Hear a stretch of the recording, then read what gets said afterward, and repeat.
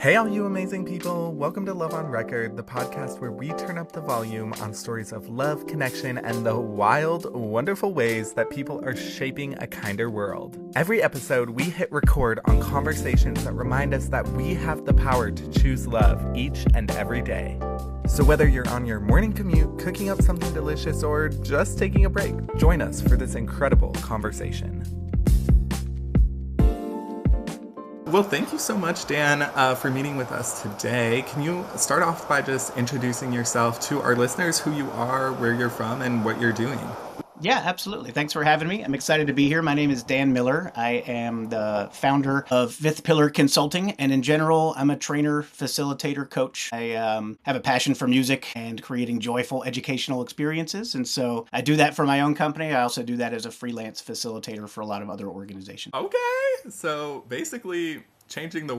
Can you tell me more about what that specifically means? What do you mean when you say I'm a facilitator, or I drive creative music sessions? Can you tell me more about what that looks like? Well, sure. There's a lot of education happening in a lot of different environments all over the world. And the ones that I tend to hang out in are experiential environments where we, as the folks who are helping lead these learning journeys, and this is what I've been doing my whole life. I used to do it as an outdoor instructor for 30-day backpacking, rock climbing, whitewater canoeing trips. And I used to do it working for the Association for Experiential Education and creating conferences and workshops. And basically, it's just that if you're going to come to a session with somebody like me, you're going to expect contribution versus consumption. You're not just going to sit there and receive knowledge. You're going to engage in an experience, because I believe, and folks that do the work that I do believe, that if you want something to stick, if you want perhaps a change, all education is change, right? It's growth. John Dewey talked about every time we learn something, it's like stepping through a doorway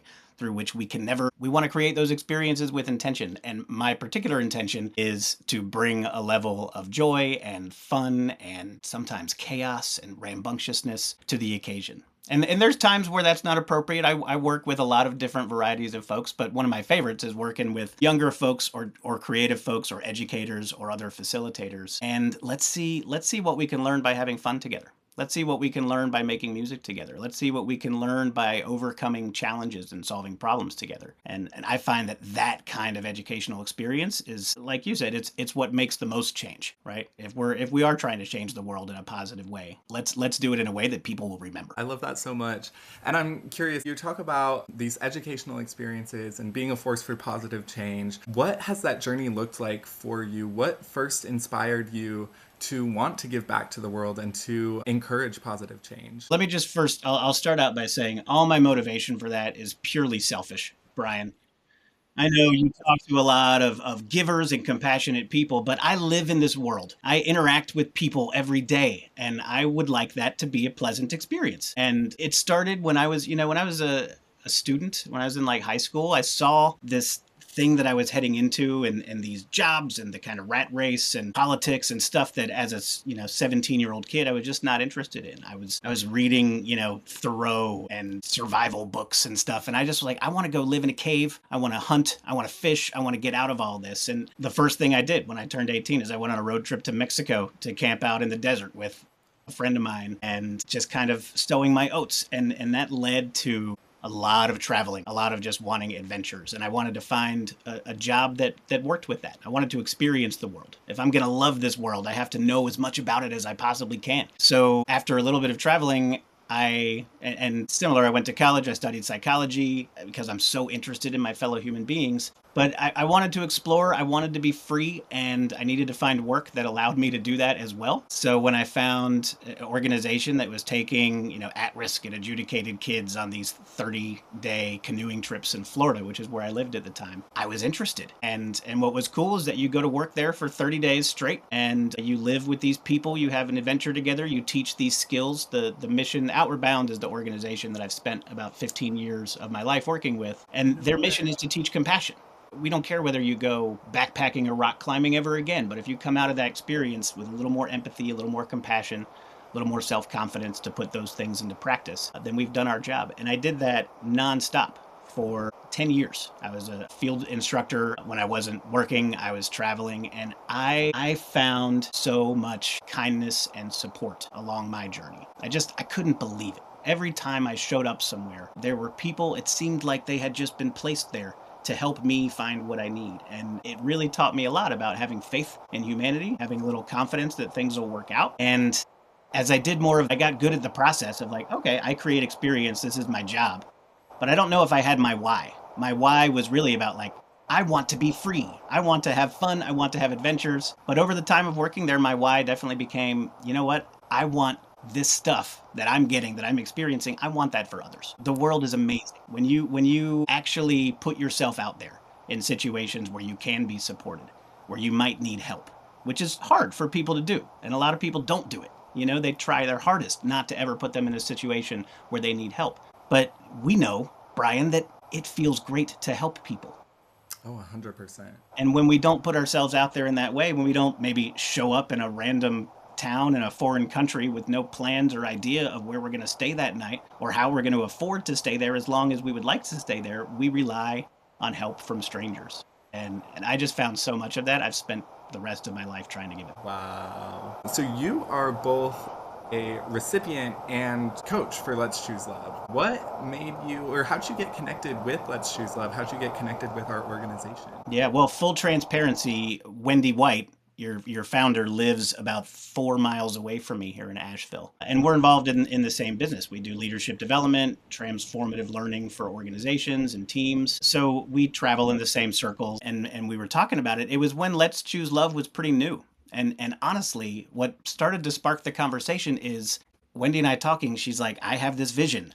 I have resources. I have financial help to offer our community. And I'm putting it out there, and I'm not getting as many applications as I have money to give away. And I was like, that's a problem, right? That's a real problem. You're trying to spread kindness and love in our community, and you're not able to do it as much as you want to. I would be happy to jump in and help with that. So then the conversation started leading towards a community event, and how could we raise some awareness for Let's Choose Love? A theme song, perhaps? And so the whole package became like, yeah, let's write a song, let's have a show, let's invite people from the community, let's give away grants at the show. We'll have people pitch their ideas. By the end of the night, we will have money in the hands of more people who can make changes in the community. It was such a cool thing. And here's the thing, Brian, it's because Wendy extended that invitation. All these things happened. The song got written, the show happened, the community came together, more grants were given, visibility increased, and we started giving away more and more grants. My opportunities to coach in that realm increased. And I think that's just such an interesting thing, such a powerful part about Let's Choose Love, is that a lot of people have ideas, but unless they're invited to bring those ideas into life, they just stay as ideas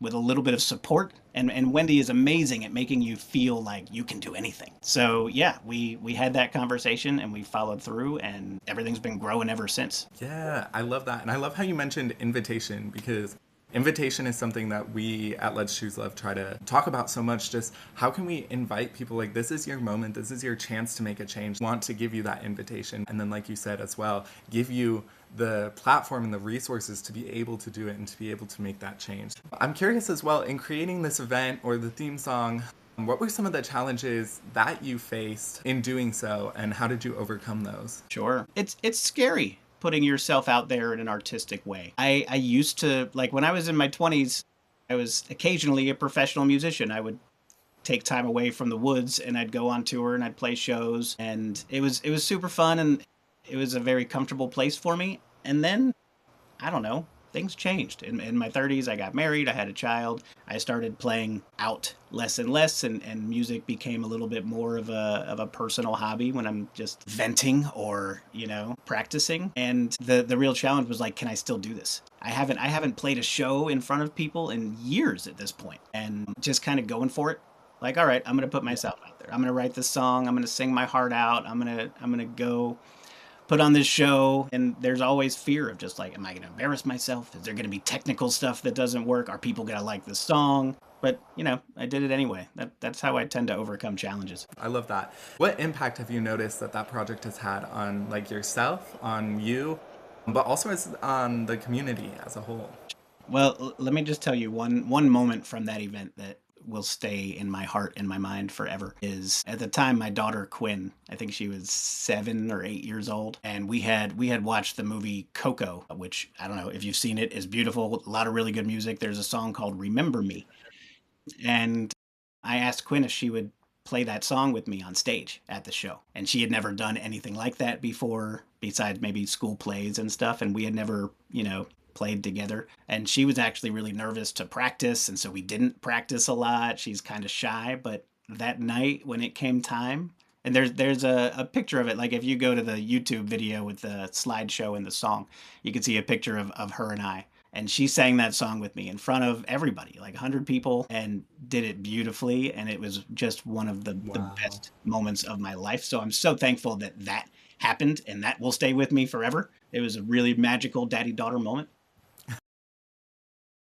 I also made a lot of connections with local folks that I'm still in touch with. The folks who came there were of the same mindset of just how can we be of service to each other. So I find in my community, and especially since the disaster that hit our area with Hurricane Helene, I'm finding more and more my exchanges are not always financial and transactional in that way, but there's a lot of just like, hey, you just entertained me at this show, and now I would like to invite you to come do that somewhere else. Or you just, gave me this information about Let's Choose Love, which gave me access to support that I desperately need. And now I just want to be your friend. And so I made a lot of connections there that are still giving and mutually beneficial. And I've also continued to play a lot more music since then. I'm kind of back at it, whether it's incorporating that into my training and development work or putting the band together with some friends in town.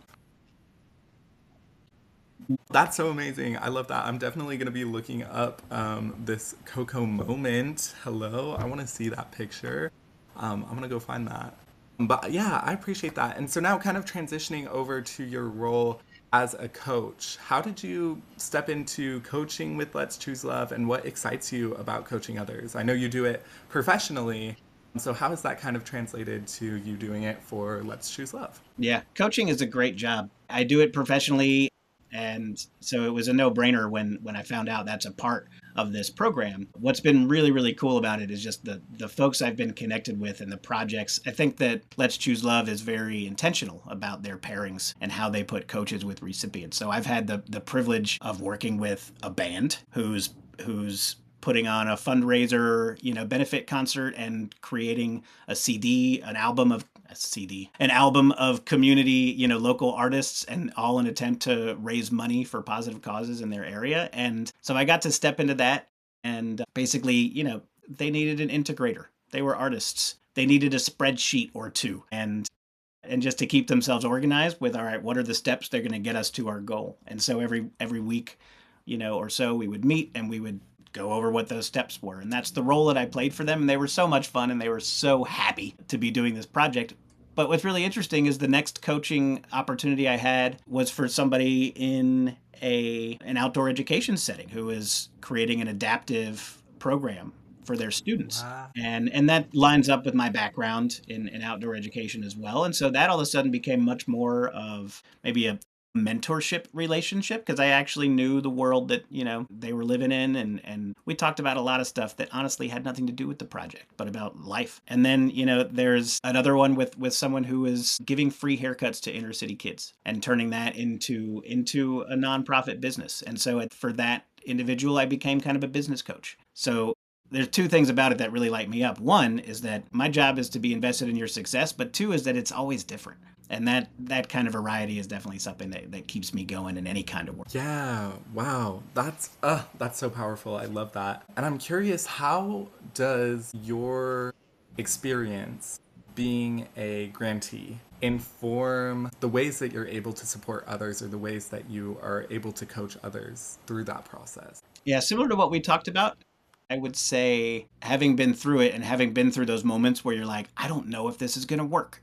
I don't know if this is going to happen. The dates that we wanted just got moved because somebody else has to. And, just giving up before you even start, I think, is a real problem with this kind of work. People have great ideas. They don't always come to fruition. In my experience, we overcame every challenge that was placed on us. And it wasn't just me. It was a team. Let's Choose Love doesn't just say, here's your money, go do your thing. They're there with you every step of the way. And because I know that and because I experienced that, I think it's really helpful for me to coach people through that self-doubt and that potential to maybe say, no, this is too hard, I can't do it. So you've talked about all these projects that you helped coach along the way, all super powerful, super incredible. But I'm curious, was there or has there ever been one specific moment where that you remember that comes to mind where you've thought like, wow, like this is why I'm here?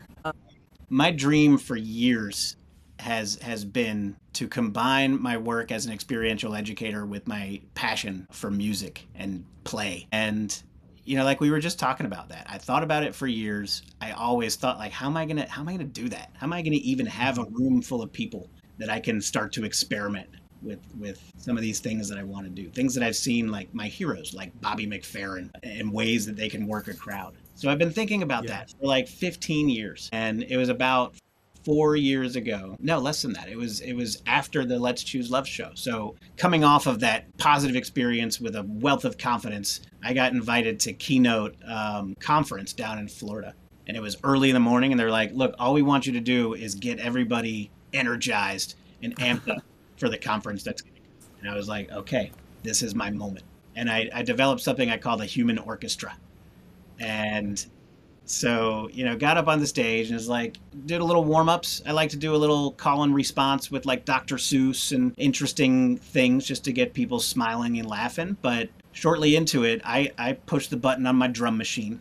I get a little rhythm going. I say I need some dancers. Who are going to be my dancers? I know it's not going to be a lot of people, but out of 300, we get like 10, 20 dancers coming up to the front of the stage. Now we're creating a little bit of energy and excitement. And I'm like, all right, now I need my percussion. So in a moment, I'm going to bring up some singers. But if you are not going to be one of those people and you're not dancing, all I need you to do is stomp and clap and stomp and clap. And now we got a whole room of 200 more people and they're stomping and clapping. And we got dancers and we got a drum machine. We got stomping and clapping. And I'm like, the rest of you are my choir. And so we start, and it worked. And it's been my dream forever. And I will say that the experience I had with Let's Choose Love really empowered me to say all the reasons that I've told myself I can't do that or I might never be able to do that are nonsense. And I feel like I also learned this from traveling. Like sometimes if you just set your intention very clearly and then you look for the signs, there's nothing that can stop you from achieving your. And I set an intention to be able to create this kind of experience for a large audience, and I was given that opportunity, and it feels like this is why I am here. That's so cool. And I'm curious in that as well. What role do you see your work playing in shaping the future? I know we've talked about combining this experiential learning with music, but through everything that you're doing, what role do you see yourself playing? So one part of my work that we haven't talked a lot about is emotional intelligence. If there's a topic in leadership development and personal growth that I'm particularly interested in, it is that. And I find that in my work, a lot of people come to learn and they're like, I want to be a great leader. I want to be inspirational coach. I want to be the best mentor. I want to be an inspiring public speaker.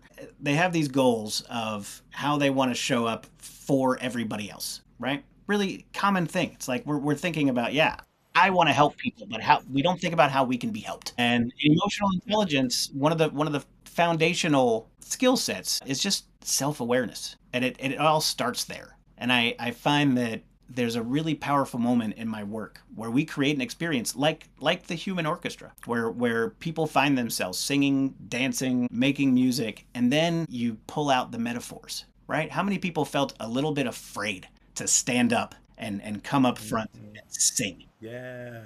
How many people felt a little bit nervous about dancing in front of everybody? How many people made a choice that was brave or bold? How many people held back? And then you start to explore, like, so in these kind of situations, who do we want to be? And if you are holding yourself back, if you are not doing the thing that you feel called to do, why? What are the thoughts? What are the beliefs? What are the experiences that have led you to this moment? A lot of people want to skip that part of personal development. And so I think that I might have more than one, mission for the future. But if I can help a handful of people figure out who they are and why they are doing what they're doing, and then give them the invitation to go and do it with joy and vigor and enthusiasm, then I feel fine about my contribution to the. Yeah. Wow, that's so powerful. And I love what you were saying about there's so much energy that we pour into others, but how do we pour that into ourselves? And I'm curious, how do you pour that into yourself? How do you find ways to help yourself? I am blessed to have a large and beautiful community network, friends, family, professionals that I get to work with. And when we're doing this work, a lot of organizations that are really doing this kind of work well, they won't let me come work with them unless I'm doing it too. It's an expectation of this field, honestly, that you do some of the personal work. And so the folks that I get to work with are also my mentors. They're also my heroes. They're also my coaches. They're also my friends. And I feel so blessed that this community, like we could be competitors, right? And instead we just support the crap out of each other. And I'm so lucky to be a recipient of that. And I try my best to give it back. I love that so much. As we begin to wrap things up, I'm curious, what tips or advice do you have for others who maybe want to make a difference but don't necessarily know how to start or know where to get started or where to get those resources? What tips do you have for people? Get out of your comfort zone. I think that's number one. I mean, for some folks, that's a social thing, and it's just especially after COVID, and if if you were in a certain spot in your development where you all of a sudden got cut off from a lot of other human beings, it's challenging and it's scary. And maybe getting out of your comfort zone is different. Maybe it's doing the thing. Maybe it's, making the phone calls to ask for money to help you. Maybe it's applying for one of these grants. But there's no other way to do hard things than to just freaking do them. And my advice to anybody who is just like, man, I really want this thing is don't be a passenger on your journey here. You have a lot of support that you don't even know about. And so if you get out of your comfort zone and you speak what you want into existence, you will be shocked at how much support you get and how maybe it's not quite as challenging or as scary as you think it is once you start doing it. And I'm curious as well, is there anything else that we haven't talked about that you would want to share with our listeners before we wrap up here? Just recently I was having a conversation with somebody about perspective. And I won't take credit for any of this. I think the most best example of it I've heard from Brene Brown in one of her videos that I watched. But one of my mantras in life is that whatever you believe is true. You can take that and unpack it or not. But one of the ways Brene Brown talks about that is, you have a choice to assume intentions about what other people are doing every moment of every day. And it's a real choice. You can choose if someone does something, cuts you off in traffic, is late and wastes your time. You can choose to assume that they have done that to intentionally piss you off and, make your world a darker place. Or you can choose to assume that everybody's doing the best they can with what they have. And if somebody's late, it's probably not about you. It's probably about them. Maybe they were stuck in traffic, or maybe that's just their whole world. They've never been on time for anything. And all we can do is love and accept them for that. If somebody cuts you off in traffic, like maybe they're going to their child's birth. I don't know. And I will never know. And so the benefit from assuming that everybody is doing their best and that everybody is coming from a place of trying to do good is that my life is better. And I told you at the beginning, I'm a selfish volunteer, right? But when I choose to assume that everybody is doing the best that they can, I find that my life is better because of that. It's more joyful. People seem to respond to me in a different way when I look at them like that. When I have expectations that all they have to do is be themselves, then I find my life is better. So I find if you assume positive intention, it is you that benefits from that. Yes. And really quickly as well, before we leave today, I'm curious if you would be willing or able to play a little music for us, or maybe like a little section of the Let's Choose Love theme song. I just think it would be amazing. I had a feeling you might ask that. Yes, of course. We'll see how the sound works out. You can hear that? All right, I'll see what I can do. Maybe not the whole thing, maybe just a little bit. Yeah, perfect. Yeah, perfect.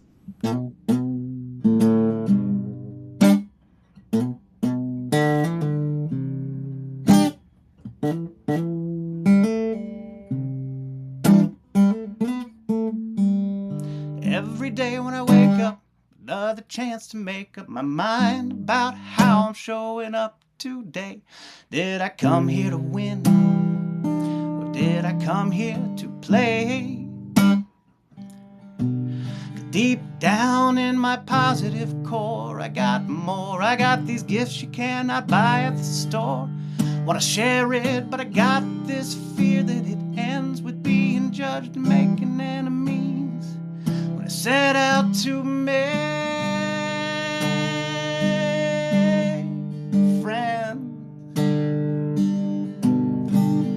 this is the time to leave your fears behind and be who you were born to be. This is the time to let your light shine and share your gifts with your community. But let's choose love.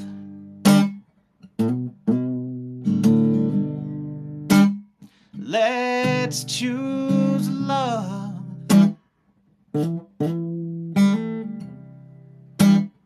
Let's choose love.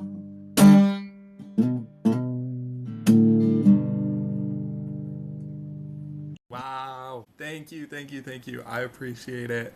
So powerful. Love that song. Thank you for everything you're doing. Thank you for your time today. Thank you for continuing to spread joy and love. Thank you, Dan. My pleasure. Thank you for having me. That's a wrap on this episode of Love on Record. Thanks so much for tuning in and letting a little extra love into your ears today. If you loved this conversation, and we know you did, make sure to check out all the details about our guest in the description. Go show them some love too. And hey, don't forget to subscribe, share this episode with someone who could use a boost of love, and keep the ripple going. Until next time, stay loud, stay kind, and keep choosing love.